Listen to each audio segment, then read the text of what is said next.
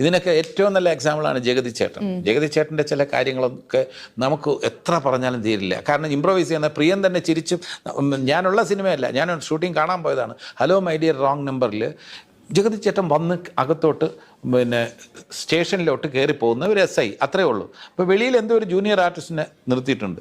ജഗതി ചേട്ടൻ പ്രിയൻ്റെ അടുത്തൊന്നും പറഞ്ഞിട്ടില്ല. കയറി വന്നിടം ജഗതി ചേട്ടൻ വന്നിട്ട് ഓട്ടോറിക്ഷ ഡ്രൈവർ എന്താണ് നിൽക്കുന്നത്.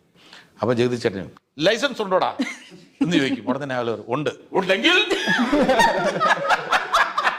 വെറുതെ നിൽക്കുന്ന ആളാണ്, ഉണ്ടെങ്കിൽ എന്ന് പറഞ്ഞിട്ട് അകത്തേറി പോകും. പ്രിയൻ ചിരിച്ചു, എല്ലാവരും അതാണ് ജഗതി ചേട്ടൻ.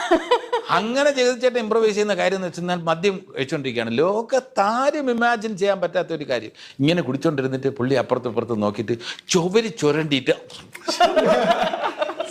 ആ ചുവരില്ലേ, ആ കുമ്മായം ചുരണ്ടിയിട്ട് വേറൊന്നും കിട്ടാത്ത,